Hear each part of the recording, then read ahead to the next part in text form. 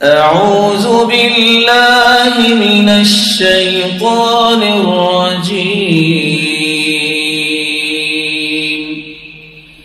बिस्मिल्लाहिर रहमानिर रहीम।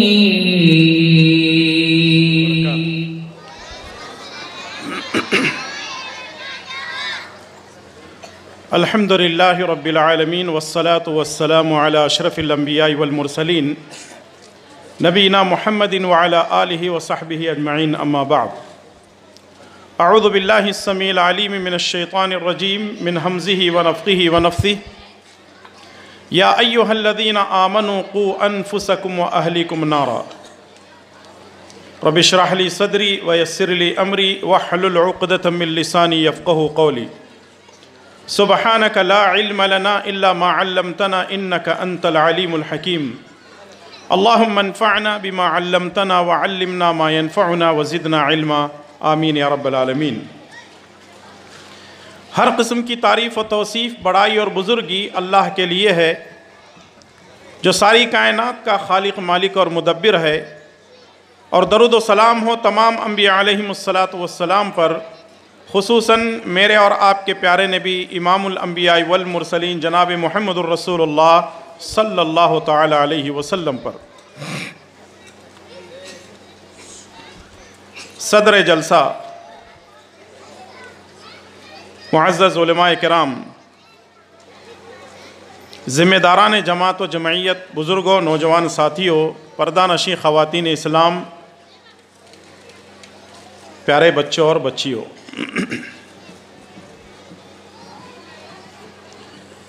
असर की नमाज के बाद से लेकर अब तक कई बच्चों और बच्चियों ने अपना इल्मी मुज़ाहरा पेश किया। दुआओं से लेकर, अज़कार से लेकर अलग अलग मौज़ूआत पर तक़ारीर हमारे सामने आई और माशाअल्लाह तलबा व तालिबात ने मुख्तलिफ़ अनावीन पर, जो कि माशरे के लिए बड़ी अहम हैं, उन मौज़ूआत पर ख़िताब किया।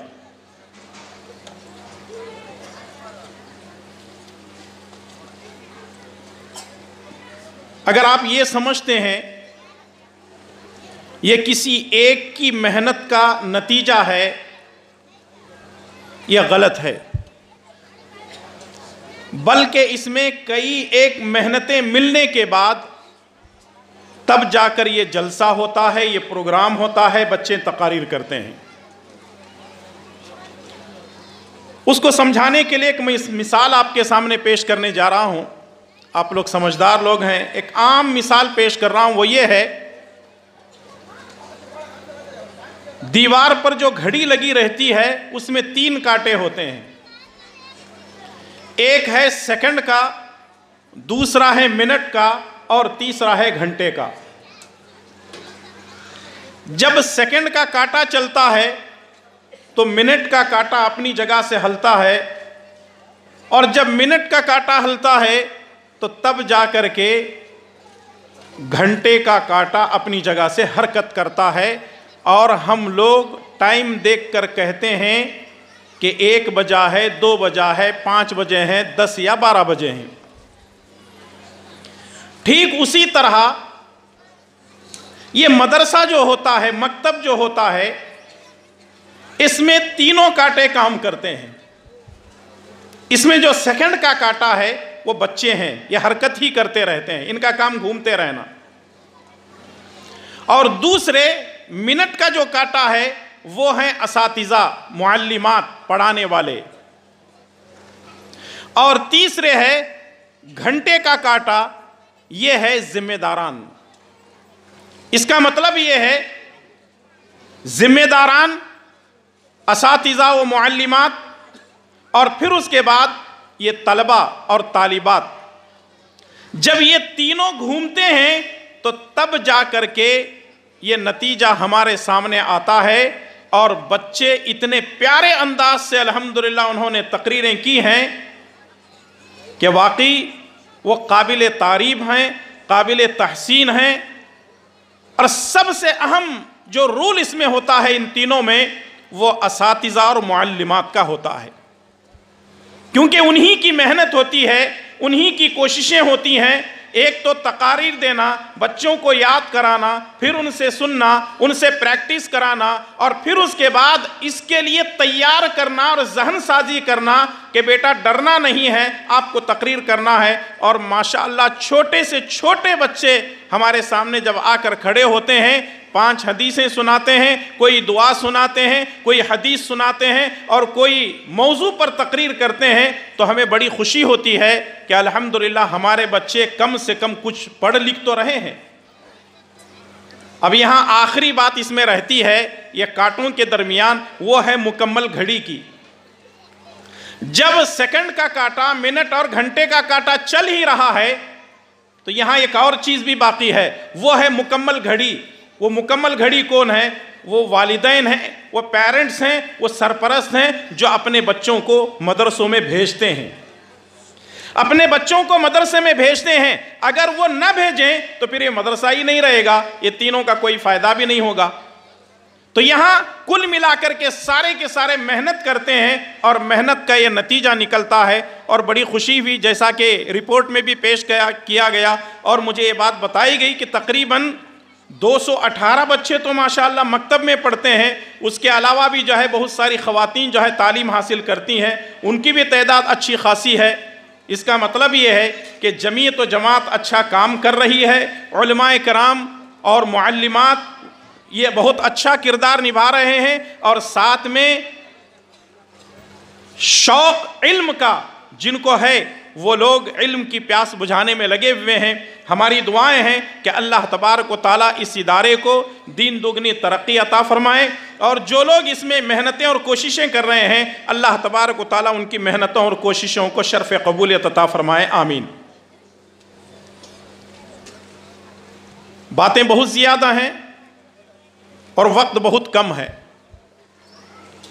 और मैं समझता हूँ कि जैसे जैसे वक्त बढ़ता जाएगा उसी तरह भूख के साथ साथ आदमी की परेशानी भी बढ़ती जाएगी। तो मैं कोशिश करूंगा कि मुख्तसर वक्त में मुख्तसर बातें आपके सामने पेश करूं। सबसे पहली बात तो यह है, आम तौर पे ये बात कही जाती है कि हमको अपनी औलाद की तरबियत करनी चाहिए, और ये अच्छी फ़िक्र है, अच्छी सोच है, हमें अपने बच्चों की फ़िक्र करनी चाहिए। इसीलिए अल्लाह तबारक व तआला ने फरमाया, या अय्युहल्लज़ीना आमनू कू अनफुसकुम व अहलीकुम नारा, ऐ ईमान वालो अपने आप को और अपने घर वालों को जहन्नम की आग से बचाओ। इसका मतलब यह है, जहन्नम की आग से बचाने का मतलब यह है कि खुद भी दीन पर कायम रहें, अपनी औलाद को भी ऐसी तरबियत करें कि वो भी जहन्नम से बच जाएं और जन्नत के रास्ते पर चलें।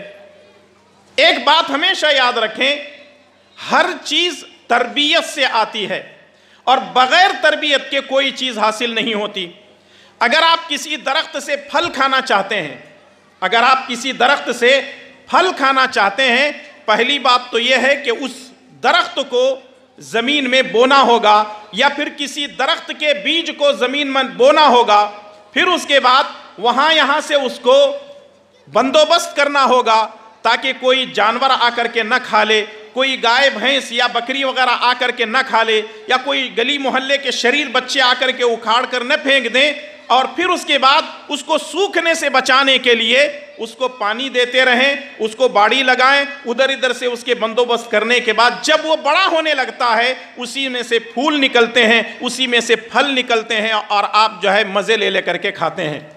ठीक उसी तरह हमारे जो बच्चे हैं, समर आवर होने के लिए, फलदार होने के लिए बच्चों को बचपन ही से तरबियत करना होता है। जब हम बचपन ही से बच्चों की तरबियत करेंगे तो बच्चे बड़े होने के बाद हमारी इज्जत रख लेंगे, हमारी लाज रख लेंगे, हमारी बेइज्जती नहीं होगी। जब हम मस्जिद में जाएंगे, जब हम मदरसे में जाएंगे, जब हम मुआशरे में जाएंगे, जब हम सोसाइटी में जाएंगे, जब हम किसी में फंक्शन में जाएंगे, तो लोग ये नहीं कहते कि ये फलां साहब हैं, बल्कि ये कहते हैं कि ये फलां साहब के बाप हैं या फलां जो है लड़की के बाप हैं। यानी कभी कभी बच्चों का नाम लेकर, बच्चियों का नाम लेकर बाप को याद किया जाता है। इसका मतलब यह है कि जब बच्चे समर आवर होते हैं, जब बच्चे ऐसे अच्छे काम करते हैं, नेक काम करते हैं, भले काम करते हैं, तो माँ बाप का सीना फख्र की वजह से चौड़ा हो जाता है और वह अल्लाह ताला का शुक्र भी अदा करते हैं। बच्चों की तरबियत में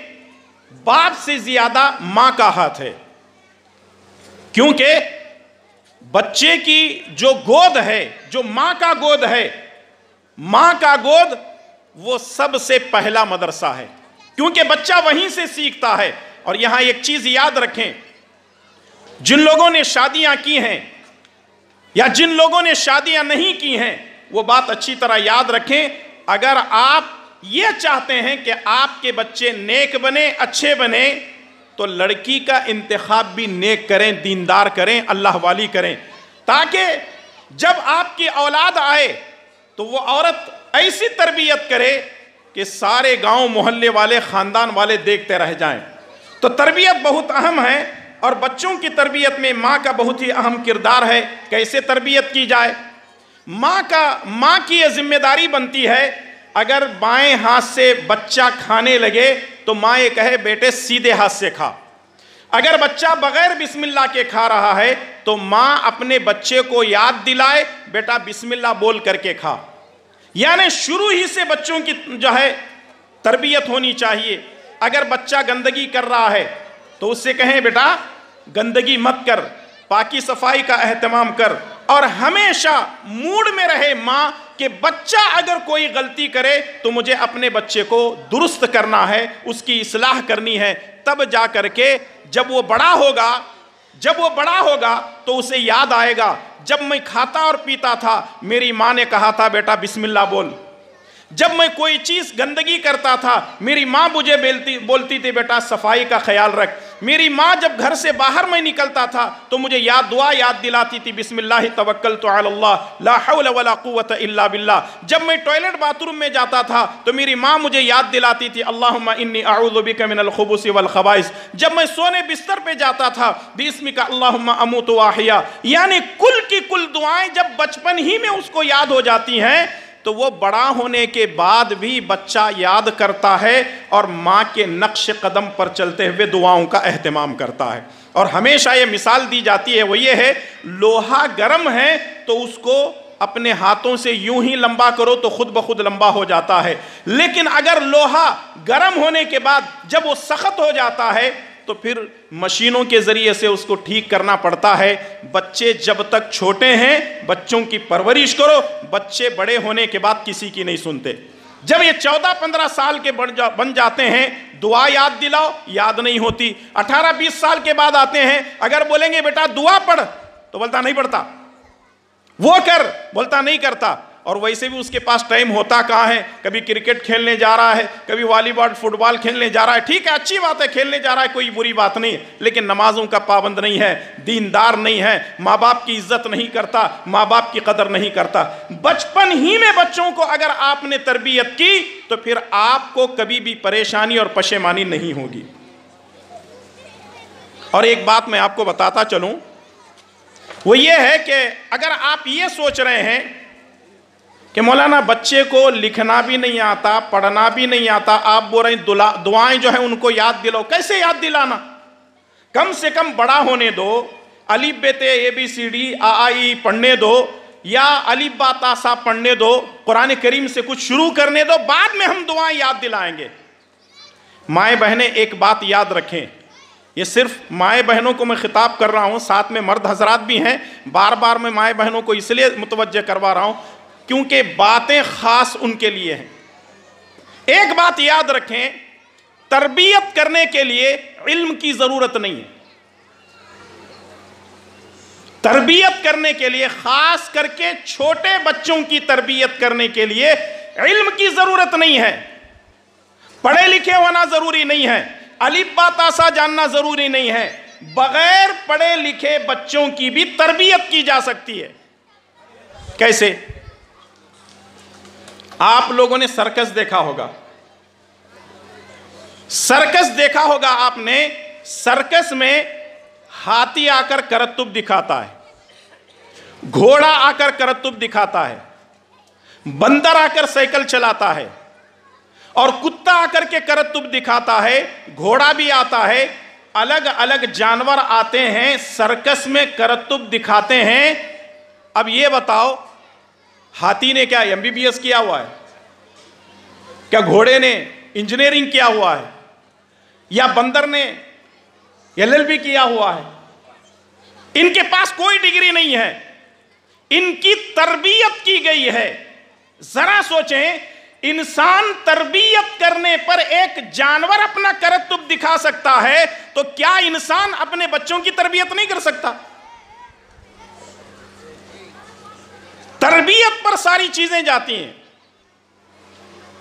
असल मसला यही है कि अगर हम ये कहेंगे मां से कि बच्चे को बिस्मिल्लाह बोलो, मां खुद बगैर बिस्मिल्लाह के खाती है, तो बच्चा कहां से बोलेगा?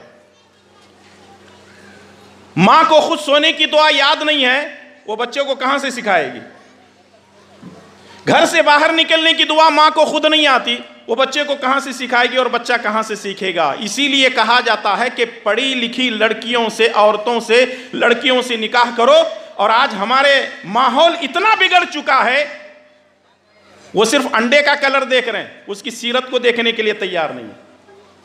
सूरत के पीछे लोग पड़े हुए हैं, सीरत की तरफ जाने को तैयार नहीं है। अगर सूरत ही देखते रहोगे, क्या धो करके पियोगे? अरे सीरत की तरफ जाओ, दीनदारी की तरफ जाओ। अल्लाह के नबी सल्लल्लाहु अलैहि वसल्लम ने उसकी अहमियत बयान की है। तो तरबियत बहुत माने रखती है, और मां का गोद पहला मदरसा है। माओं को चाहिए कि वो बच्चों के सामने अदब से, एहतराम से, इज्जत से, अखलाक से बात करना सिखाएं, ताकि बड़ा होने के बाद बच्चा वही तरबियत उसके अंदर रहे। दूसरी चीज यह है कि जैसे जैसे बच्चा बड़ा होने लगता है, जैसे जैसे बच्चा बड़ा होने लगता है, माओं के लिए जरूरत इस बात की है कि वह अपने बच्चों को वजू का तरीका सिखाएं, अपने बच्चों को नमाज का तरीका सिखाएं।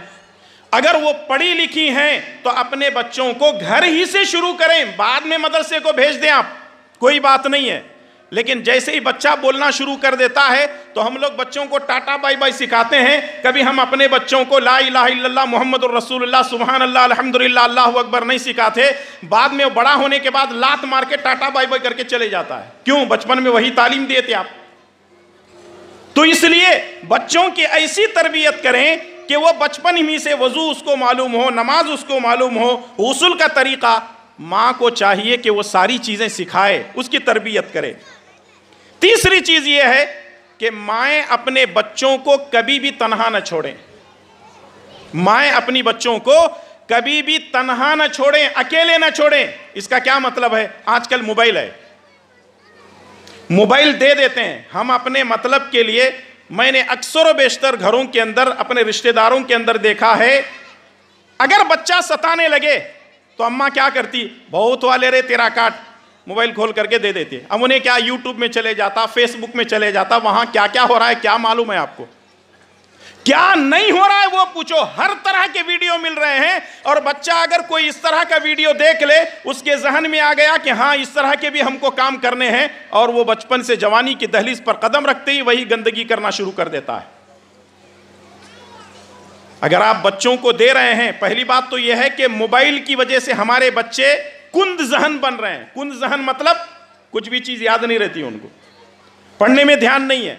पढ़ बोलेंगे तो बोलता पहले मोबाइल दो, अगर उसको बोलेंगे खा, बोले पहले मोबाइल दो। और कुछ तो ऐसे बच्चे जो है एडिक्ट हो चुके हैं कि जब तक उनको कोई सीरियल या कोई फिल्म, कोई गाना नहीं दिखाते, तब तक उन्हें मुंह में निवाला नहीं लेता। अम्मा ऐसे तरबियत कर रही है बच्चों की, बड़ा होने के बाद मौली तो नहीं बनेगा, एक नंबर का चोर, एक नंबर का डाकू, एक नंबर का मवाली और गुंडा जरूर बनेगा।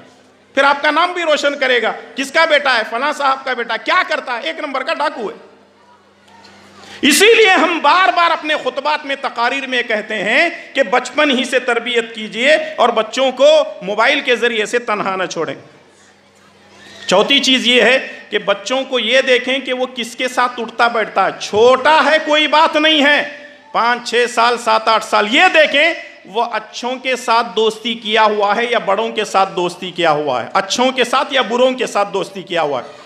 अच्छों के साथ दोस्ती किया है तो अच्छी बात है, बुरों के साथ दोस्ती किया तो फौरन दोस्ती छुड़ा दें, क्योंकि बुरों के साथ अगर हमारा बच्चा दोस्ती करेगा तो फिर वो कभी अच्छा नहीं बनेगा। अल्लाह के नबी सल्लल्लाहु अलैहि वसल्लम ने फरमाया, अर्रजुलु अला दीनी खलीली फलयंजुर अहदुकुम मन युखालिल। इंसान अपने दोस्तों के जरिए से पहचाना जाता है, इसलिए देखो कि तुम्हारा दोस्त कौन है, अच्छा है या बुरा है। और हमारी जो लड़कियां हैं, हमारी जो बेटियां हैं, वो भी देखना पड़ेगा कि आया उसकी सहेली कौन है, अच्छी लड़की है या बुरी लड़की है। उसकी सहेली अच्छी है तो ठीक है, लेकिन अगर उसकी सहेली बुरी है तो फौरन उससे दोस्ती छुड़ा दें और कहें कि वो तेरी दोस्ती के काबिल नहीं है, वरना फिर होगा क्या, वो अपना पूरा वायरस आपकी बेटी के अंदर डाल देगी। और जो कुछ भी मामलात हमारे मुआशरे के अंदर हो रहे हैं, अल्लाह ताला की हम पनाह मांगते हैं। तरबियत न करने का नतीजा है। और यहां मुझे एक बात कहने दीजिए, माई बहनें जरा गौर से सुने, बेटी अगर गलती करती है, यहां देखें पार्सलिटी कैसी है, मां कैसी बेईमानी करती है। अगर बेटा गलती करा तो अम्मा पूरा शौहर के सामने उगल देती, देखो जी तुम्हारा बेटा ऐसा करा, इन्हें वहां जाको आया, उन्हें ये कर को आया, वैसा कर को आया। अब बाबा बेचारा समझाता नहीं, लिया लकड़ी और मारना शुरू। और अगर बेटी गलती करी तो अम्मा क्या करती मालूम, छुपा छपा को, दबा दबा को रखती।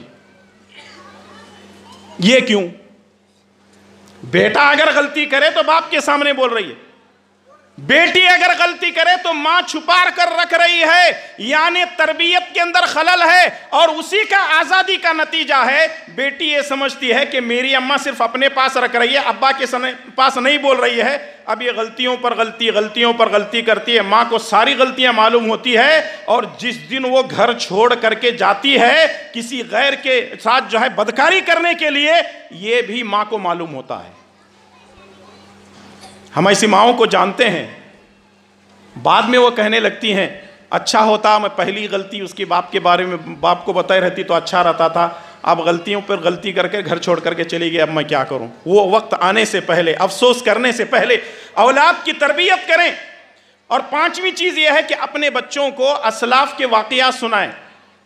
हमारे सहाबा इकराम के छोटे छोटे वाक़ियात, सहाबियात के छोटे छोटे वाक़ियात, इन वाक़ियात को सुनाएं ताकि बच्चे उधर इधर के झूठे मोटे किस्से कहानियां सुनने से बच करके जो शरई वाक़ियात हैं, हमारे असलाफ के जो वाक़ियात हैं, उनको सुनाएं ताकि उनके अंदर दीनदारी बाकी रहे।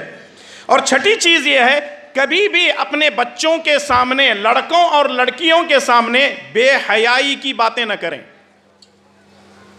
बेहयाई की बातें न करें। बेहयाई किसको बोलते हैं? और आजकल हालात ऐसे हैं, पहले क्या होता था, अगर टीवी चालू रहती थी, अगर उसके अंदर कोई ऐसा सीन आता था तो बड़े उठ करके चले जाते थे। आज नाना नानी, दादा दादी, माँ बाप, बच्चे सब मिलकर के फिल्में देखते हैं। और बेहयाई वाले जितने सीन आते हैं, कोई भी उठ करके नहीं जाता, कोई किसी को शर्म भी नहीं आती, सब बैठ करके बेशर्म होकर के देखते हैं। और बाद में बजे ले लेकर के बोलते भी हैं, वो सीन बहुत अच्छा था, ये सीन बहुत अच्छा था। ऐसा मालूम होता है कि मुसलमानों के अंदर शर्म हया ख़त्म होती जा रही है।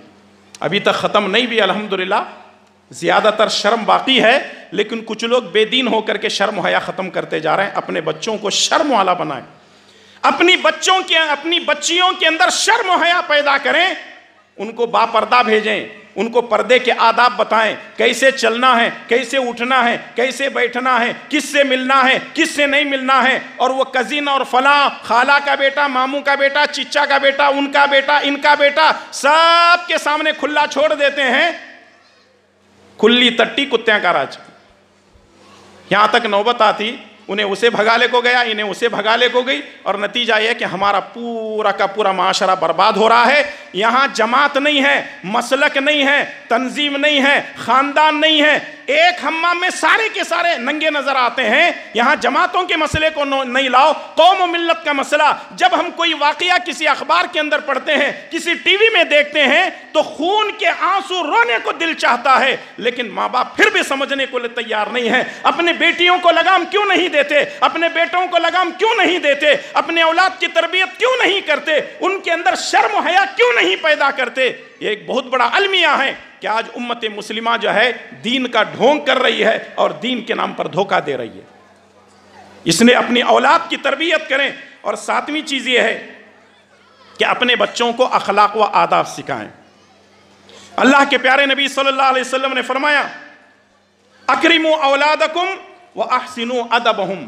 अपने औलाद को नरमी और सुलूक सिखाओ और साथ में अपने औलाद की तरबियत करो, अपने औलाद को अदब सिखाओ। बच्चों को अदब सिखाना है, अखलाक सिखाना है, किसके साथ कैसे रहना है, बड़ों के साथ कैसे बात करना है, छोटों के साथ कैसे रहना है। ये नहीं है बड़े भी आ रहे हैं तो कोई कदर नहीं, छोटे भी आ रहे हैं तो गालियां दे रहे हैं। अभी यहाँ दो बच्चों को मैंने देखा लड़ाई कर रहे थे, एक को पकड़ लिया गया और दूसरा जो है यहाँ से वो ऐसे घूरते हुए जा रहा है जैसे हम लोग बोलते हैं ना, नाक के ऊपर ही गुस्सा है हमारे नौजवानों को, नाक ही काट दो उसकी, गुस्सा आता नहीं। वहां जाने के बाद फिर झगड़ा उसने शुरू कर दिया। इसका मतलब क्या है? एक नौजवान देख रहा है कि यहां प्रोग्राम चल रहा है, इतना बेशर्म है वो, इतना बेशर्म है, बेहया है कि यहां प्रोग्राम चल रहा है। छोटे छोटे बच्चे आकर के तकरीर कर रहे हैं, गीबत करना सही नहीं, झूठ बोलना सही नहीं, गुस्सा करना सही नहीं है, लेकिन फिर भी यह है कि वो दादागिरी कर रहा है, मैं उसे मारूंगा, मैं उसे तोड़ूंगा, वो करूंगा, ये करूंगा। अब किसको बुरा भला बोलेंगे? उस नौजवान को हम बुरा भला बोलेंगे या उसके माँ बाप को बुरा भला बोलेंगे? किसको बोलेंगे, किसको हम बुरा कहेंगे? मेरे भाई और दोस्तों, याद रखो, बच्चों से हमारी इज्जत है, बच्चों से हमारी इज्जत भी है और बच्चों से हमारी जिल्लत भी है।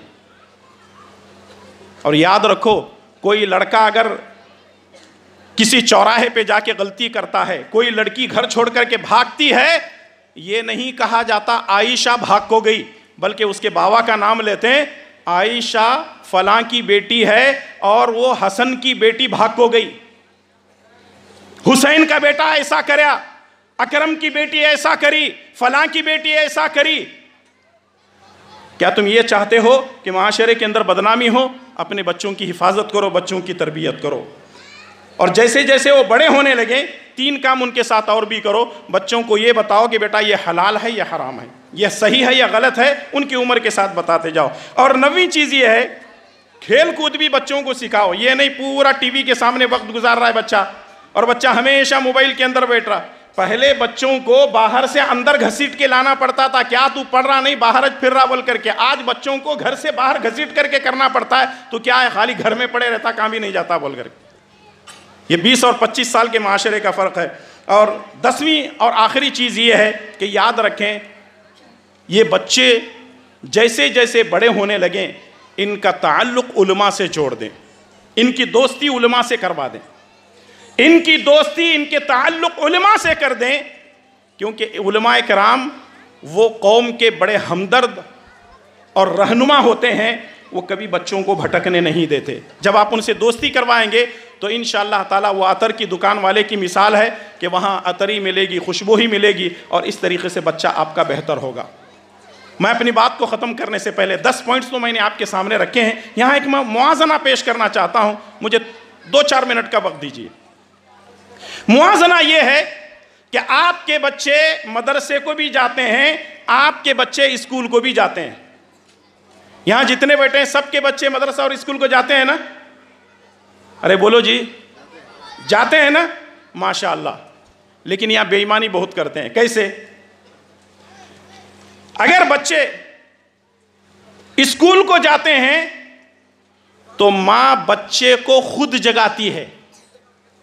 अगर स्कूल को जाना हो बच्चे को, माँ बच्चे को खुद जगाती है और तैयार करके भेजती है।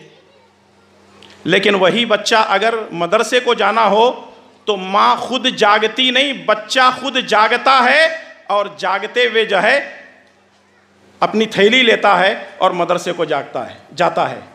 मैं उन माँओं से पूछना चाहता हूँ, स्कूल के लिए इतनी सारी पाबंदियाँ जो है आप कर रहे हैं, इतने सारे इंतजाम कर रहे हैं, मदरसे के लिए इंतजाम क्यों नहीं करना चाह रहे हैं? ये बेईमानी क्यों है? ये दोगलापन क्यों है? ये डबल स्टैंडर्ड क्यों है? और होता ऐसा है, बच्चा जब उठता है, उठने के बाद मुंह धोया तो धोया, नहीं धोया तो नहीं धोया, कहाँ भी ठेर को पेशाब करता, वो हाथा सी किताब लेता, वो क्या नाम उसका, वो नूरानी कायदा या दूसरी तीसरी जो कायदा है वो ले लेता, उसे थैली भी नहीं रहती और बच्चों का यूनिफॉर्म भी नहीं रहता मदरसे का। अच्छा, स्कूल में 26 जनवरी को ड्रेस अलग, 15 अगस्त को ड्रेस अलग, एनुअल डे को उसका ड्रेस अलग, कौन सा भी फंक्शन रहा तो उसे ड्रेस अलग। और मदरसे के वास्ते अगर मौलाना बोल को भेजे बच्चे को जरा यूनिफॉर्म, है मौलाना बहुत बात कर रही तो इन्हों, वहां स्कूल के वास्ते सारे इंतजाम कर रहे हैं, यहां करने को तैयार नहीं। क्यों? ये डबल स्टैंडर्ड क्यों है? अब इसमें बाप भी आ गया, सिर्फ मां ही नहीं, यहां औरत नहीं, यहां मर्द भी आ गया। ये चीजें क्यों हैं? ये जितने बच्चे बैठे हैं इनका किसी का ड्रेस है? नहीं है। क्यों नहीं है? आप सिलाना नहीं चाहते हैं, मदरसे वालों को, जिम्मेदारों को, मौलाना को, आलिमा को बोलना नहीं चाहते हैं। अब फिर एक मुसीबत, फिर 1000 रुपये खर्चा करना, क्या बोल, वहाँ 1000 नहीं 2000 भी खर्चा करेंगे, वो बेल्ट भी होना, वो पुन्ने भी होना, चुन्ने भी होना, उधर से भी होना, इधर से भी होना, सब लाला को देंगे, मदरसे के वास्ते एक यूनिफॉर्म का ड्रेस नहीं देंगे। अच्छा, जब बच्चा मदरसे को आता है, मुंह भी धोता नहीं, सड़ा हुआ मुंह लेकर के नाक में से 11-12 अंदर बाहर आते जाते रहते हैं। वो सड़का मुँह को क्या करता बच्चा? मदरसे को आता, आको बैठता, पढ़ा तो पढ़ा, नहीं पढ़ा तो नहीं पढ़ा, चले गया। यही बच्चा अगर स्कूल को भेजना है तो अम्मा कितनी तैयारी करती देखो। सबसे पहले बच्चे को जगाएंगी अम्मा, फिर उसके बाद नहलाएंगी अम्मा, फिर उसके बाद उसकी पूरी की पूरी किताब, पूरी बुक, उसकी जो है बैग तैयार करेंगे। अच्छा, आजकल जो स्कूल चल रहे हैं, बच्चे का वजन रहता 12 किलो, किताबों का वजन रहता 15 किलो। यानी बच्चा अभी हमाल बन गया, अभी वो हालत है बच्चों की। चलो ठीक है, बच्चा सारी चीजें तैयार कर लिए, उसके इस्त्री करे सो कपड़े पहनाते हैं, नॉर्मल कपड़े, स्कूल जाते वक्त बच्चा हमारा नहीं पढ़ना। क्यों? इंग्लिश मीडियम पढ़ रहा कहते उन्हें, तो इंग्लिश मीडियम पढ़ाने के वास्ते ये सारे इंतजाम। अच्छा, अम्मा क्या करती? पूरा सब तैयार करने के बाद गोरा रहा तो भी पाउडर लगाती, काला रहा तो भी पाउडर लगाती। अब बच्चा कहां जा रहा? स्कूल को। आज ऑटो नहीं आता कहते, अम्मा हाथ से पकड़ ले जाको स्कूल तक छोड़ को आती, नहीं तो अपने शौहर को बोलती, देखो जी ऑटो नहीं आता, बस नहीं आती, क्या ड्राइवर क्या की हुआ कहते, जाको जल्दी छोड़ को आओ। आज तक कोई अम्मा मदरसे को बच्चे को छोड़ने को आई? आज तक बाबा अपनी गाड़ी में बिठा को बच्चे को छोड़ने के वास्ते आया? क्यों? उठता सो 10 बजे बाबा, सुबह में 7 बजे कहां से आएगा मदरसे को? ये कड़वी कसाली बातें हैं, याद रखो, अल्लाह की कसम है, ये मैं बोलते हुए मजाक नहीं कर रहा हूं, मुझे बड़ी तकलीफ हो रही है तभी तो मैं ये बातें कर रहा हूं। याद रखो, ये छोटे छोटे मासूम बच्चे आज मासूम हैं, ये 10 साल 12-15 सालों के बाद यही बच्चे हमारे लिए सरमाया है। ये बच्चों में से हमारा कोई हाफिज कुरान बन सकता है, आलिम दीन बन सकता है, मुफ्ती बन सकता है, मुफस्सिर बन सकता है, मुहद्दिस बन सकता है, कौम का रहनुमा और लीडर बन सकता है। इनकी तरबियत में हमारा हाथ होना जरूरी है। अगर हमने बच्चों को ऐसे ही छोड़ दिया, कल क़यामत के दिन हमें जवाब देना पड़ेगा। औलाद मिलना कोई बड़ी बात नहीं है, अल्लाह ताला देता है। अल्लाह मांगने वाले को भी औलाद देता है, अल्लाह नहीं मांगे वाले को भी औलाद देता है। ये सारे इंतजामात स्कूल के लिए किए जा रहे हैं, लेकिन मदरसे के लिए नहीं करते। अच्छा, स्कूल में अगर बच्चा पढ़ रहा है कि नहीं पढ़ रहा, अम्मा बाबा दोनों जा को रिपोर्ट लेते रहते हैं, किसमें कमजोर है वो भी, और कमजोर रहा तो बाद में ट्यूशन को भी लगाते हैं। मदरसे में आज तक अम्मा को पूछी क्या मौलवी साहब हमारा बच्चा कैसा पढ़ रहा? 6 महीने हो गए हमारा बच्चा अलिफ बे में है, मौलवी साहब क्या भी आगे जा रहा चने कैदे में? कभी आकर के अम्मा पूछी, बाबा को पूछा? क्यों नहीं पूछना चाहते? इसका मतलब यह है कि आपको दीन की फिक्र नहीं है, आपको दुनिया की फिक्र है। आप दुनिया की फिक्र में अपने बच्चे को इतना जो है दखल अंदाजी कर चुके हैं, और दुनिया के बारे में आप अपने बच्चों को लेके इतने फिक्रमंद हैं, दीन के बारे में फिक्र नहीं है। कल बेटा और बेटी भाग जाते हैं और बदनामी होते हैं तो चुल्लू भर पानी में डूब मरो, लोगों से शिकायत करने की जरूरत नहीं है। क्यों शिकायतें करते घूमते हो?